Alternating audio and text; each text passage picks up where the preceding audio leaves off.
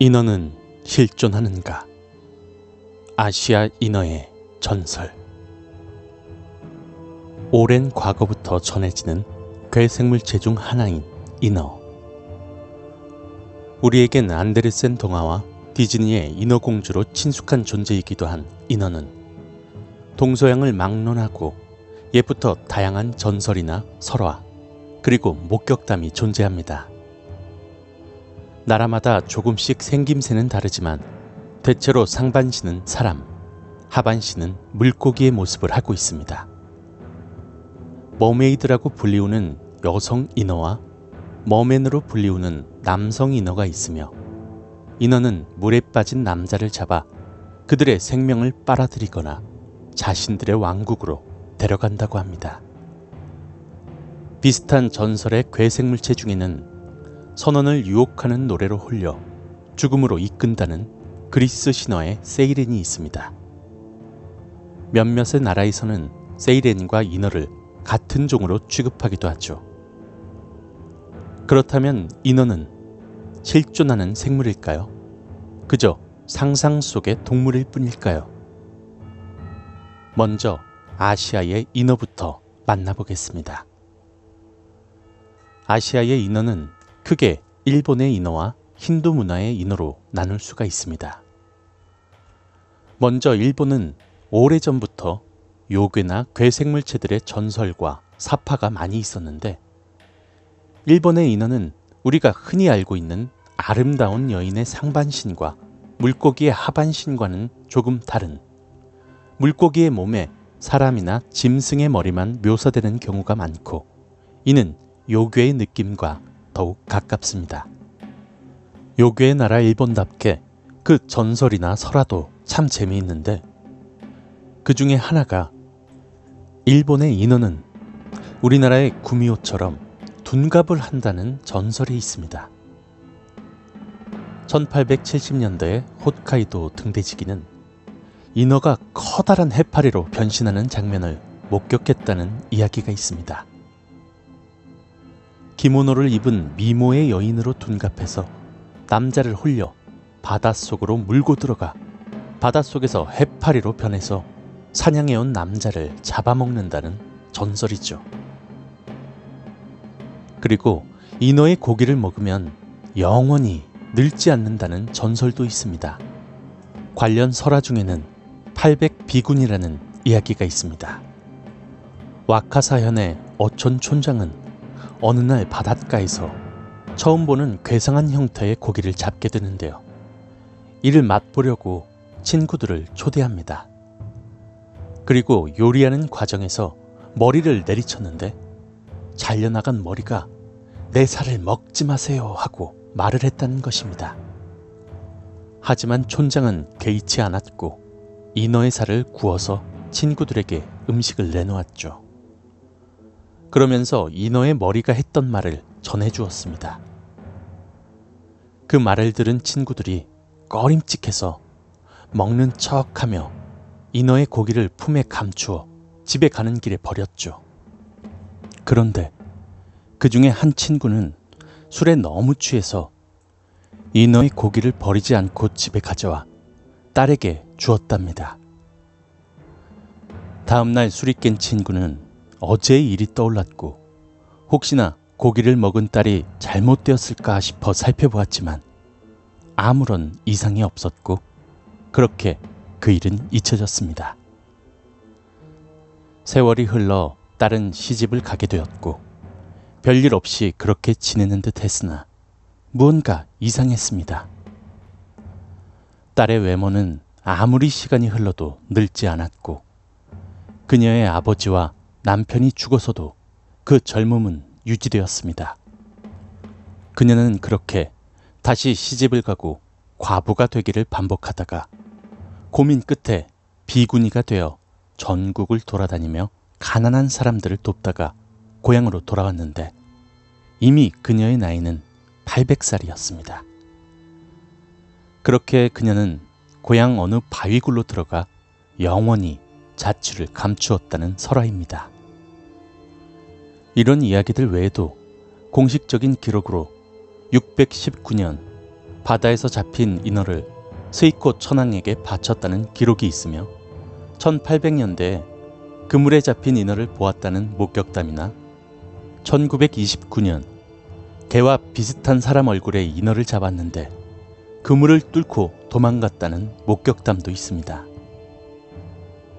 그리고 힌두 문화권에서의 인어는 마치아라고 불리는 인어와 수반 나마차라고 불리는 인어들이 있습니다.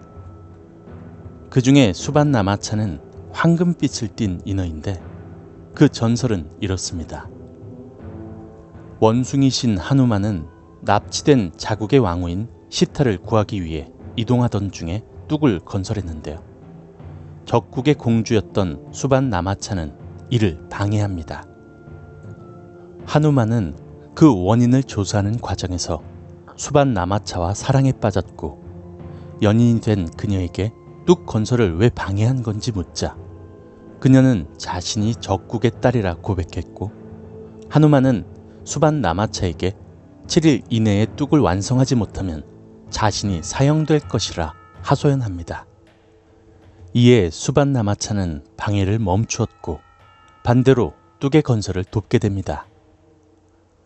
목적을 달성한 하누만은 그녀와 바로 헤어졌고 그는 사랑을 이용한 작전을 성공에 이끌었지만 그것이 끝이 아니었죠.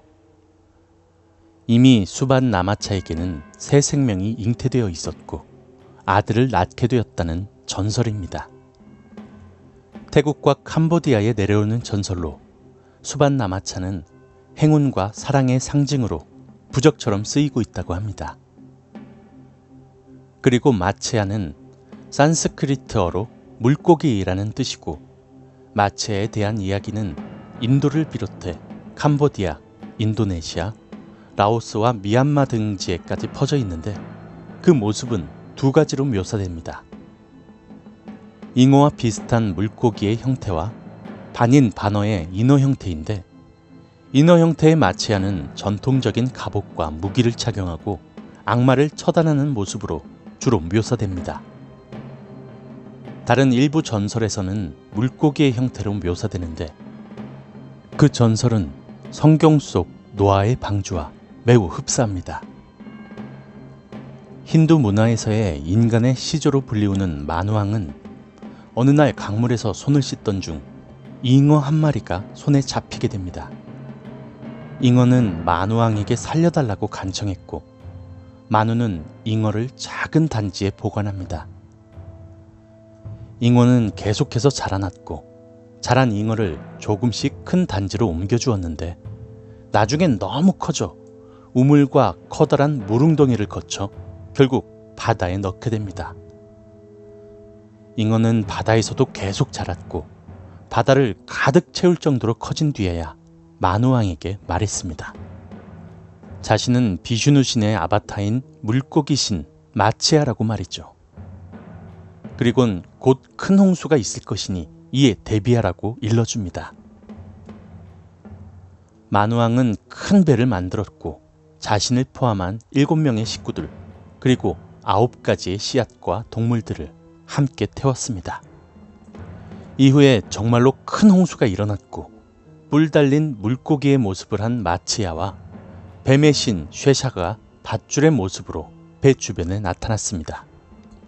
만우왕은 쉐샤의 밧줄을 이용해서 마치아의 뿔에 묶었고 홍수가 지나간 뒤 배는 히말라야 산 꼭대기에 세워지게 되었고 이후 자손을 낳아 지금의 인류가 되었다는 전설입니다. 이 외에도 중국과 한국에도 인어에 대한 이야기가 있긴 하지만 일본과 힌두권에 비해서는 바다를 멀리하는 유교 사상 때문인지 그리 많지는 않습니다. 중국의 인어는 해인 또는 해인어라고 불리우는데 인류의 진화 중에 그 한 단계로 보고 있다는 이야기가 있습니다. 한국에는 난간이라는 인어 전설이 있는데 이진수라고 하는 어부가 바다에서 미인에게 이끌려서 용궁에서 하루를 보내고 돌아올 때 먹게 되면 불로 장수한다는 고려 인삼을 닮은 토산을 받아왔습니다. 여기서의 토산은 인삼이 아닌 인어라고 하는군요. 무언가 의심스러웠던 이진수는 그것을 그대로 두었으나 딸인 난간이 그것을 먹어버렸고 그녀는 변하지 않는 미모를 얻었지만 수백 년을 주체하다 못해 300살을 넘어서 산을 방황하다가 행방불명이 되었다고 하는 이야기입니다. 일본의 800비구니와도 비슷하죠. 그리고 전남 여수에 신직계 전설이 있는데 전라남도 여수시 삼산면 거문리의 거문도 사람들은 매일 새벽 1시에서 3시경 주로 신직계여 부근으로 줄낚시를 나갔다고 합니다. 그런데 흐린 날은 어김없이 조금 먼 곳에서 보면 물개 같은 형상이고 가까운 곳에서 볼 때는 분명히 머리카락을 풀어헤치고 팔과 가슴이 여실한 여인이 나타났다고 하는데요. 하체는 물고기의 모양이었지만 상체는 사람 모양을 한 하얀 인어가 분명했다고 전해집니다. 특히 달빛 아래서의 모습은 말로 형언할 수 없을 만큼 아름다웠는데 섬사람들은 그 인어를 신직계, 신직기 혹은 흔직기라고 불렀습니다. 신직계는 전라남도 여수시 삼산면의 거문도, 동도, 서도 세 섬으로 둘러싸인 내해에서는 나타난 적이 없었고 녹사이 같은 섬 밖에서만 출현했다고 합니다. 때로는 거문도 죽촌마을 넙대이 해안의 절벽 위에서도 나타났다고 하며 백도 해변에서도 자주 출현했다고 합니다. 해상에 나타난 신직계는 반드시 배를 쫓아오고 절벽 위에서는 바다로 나가는 사람들에게 돌멩이를 던져 회방을 놓았다고 하는데 만약 이를 무시하고 바다에 나갔다가는 반드시 큰 바람을 만나거나 해를 입었다고 하네요. 신직계가 나타난 이후에는 틀림없이 풍랑이 일거나 폭풍우가 몰아쳤던 것입니다. 이로 미루어 볼 때 거문도 사람들에게 신직계는 두려운 존재가 아니라 날씨를 예측해주는 고마운 해신이었습니다. 바람이 몹시 불거나 물결이 세차게 일면 혹시 사고라도 날까 염려하여 거문도 사람들을 미리 무트로 쫓아낸 것이니 말이죠. 이상으로 인어는 실존하는가? 그 첫 번째 아시아의 인어들이었습니다.